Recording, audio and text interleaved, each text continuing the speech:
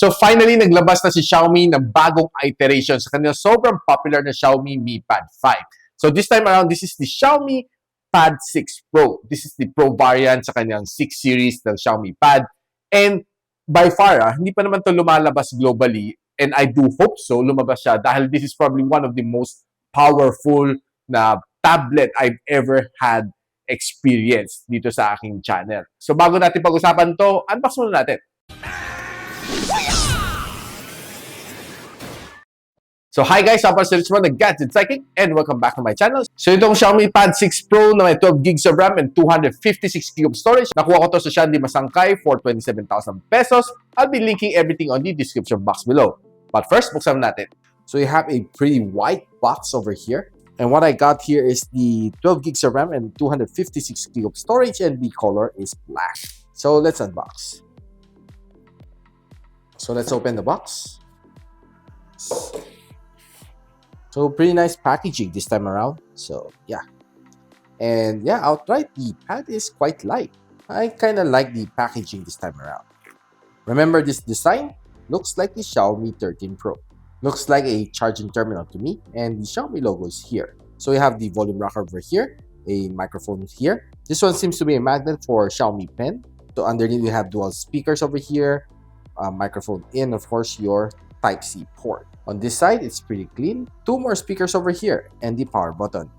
And it's being powered by Dolby Vision and Dolby Atmos. So some more other stuff inside the box. We have your user guide, Type-C cable, 67 watts of fast charging brick. Uy, first time. So guys, nakita na natin ang itsura ng Xiaomi Pad 6 Pro. And what's nice dito sa kanya is quite large ang kanyang screen. And of course, this one has a very nice display.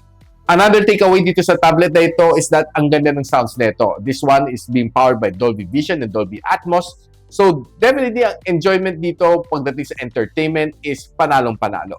So like I told you, itong tablet ito has one of the most powerful na processor I've seen in a tablet. So this one has the Snapdragon 8 Plus Gen 1.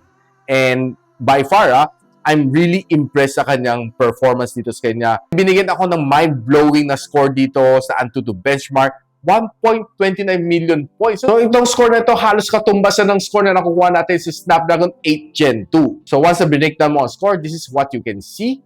And ayos, diba? Split screen siya. Checking other benchmark like 3D Mark. And ito naman score na kuha na dito sa Geekbench. Nilagay ko naman siya under thermal throttling test for 20 minutes and ginawa ko to for 4 straight times. Ang ganda ng kanyang score. It has throttled to 92% ng kanyang max performance. Kita natin all green. So for sure, this one can perform really, really well, even sa gaming. Na itong tablet na ito is an 11-incher na IPS LCD, 144Hz screen refresh rate, meron din siya HDR10 Plus support, and ang kanyang maximum brightness dito is at 515 nits. This one is being protected by Corning Gorilla Glass 3 sa harap. Browsing on social media looks something like this.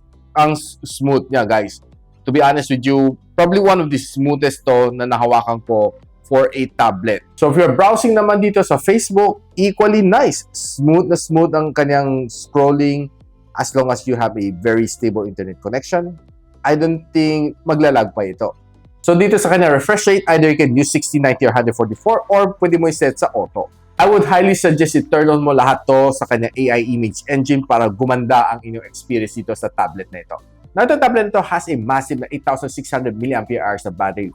Quite large, and what's surprising dito is hindi siya sobrang bigat. This one is weighing at around mga 490 grams. It's quite light for a tablet of this size. Now, itong tablet na ito supports 67 watts of fast charging and charging from 10 to 100 takes around mga an hour and 20 minutes. Now, if you ask me, itong tablet ito, could it last a whole day on normal usage? Yes, kayang-kaya naman na magtagal ng one whole day. As long as wala kang heavy gamings dito, kayang-kaya naman niya. Kaganda ang kanyang settings na maka-achieve dito sa Call of Duty Mobile. And playing this game, I would say na sobrang smooth ang kanyang gameplay.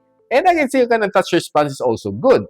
As siguro medyo hindi lang ako sanay sa ganun ka big screen while playing. I would highly recommend na gumamit ka ng controller para medyo mas ma-enhance ang yung experience dito. No? But holding this one, medyo mabigat. Nakakangaway pag tumatagal na yung gameplay.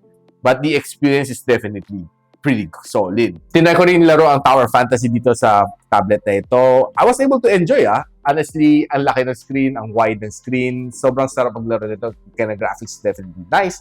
And of course, ang kanyang sound is really enjoyable. Pasilipin naman natin ang kanyang camera dito sa tablet na ito. This one has a 50MP na rear camera sensor together with a 2MP na depth sensor.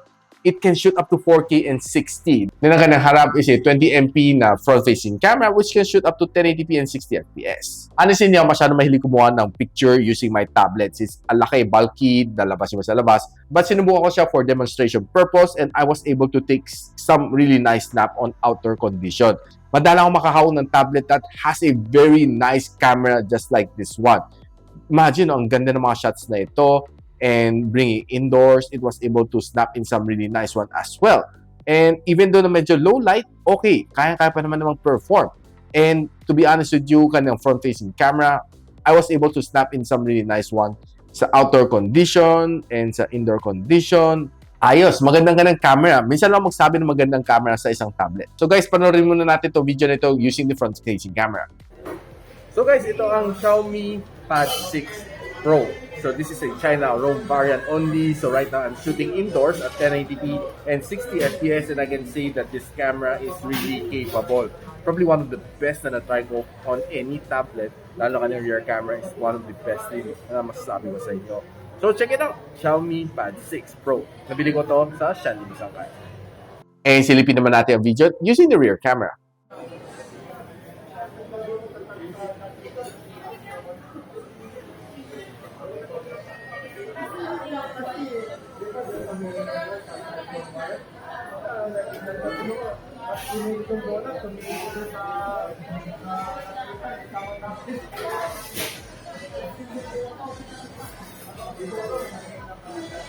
So guys, I can say ang camera na itong phone na ito, be it sa video or sa photo, it's really surprising to have a really nice camera on a tablet.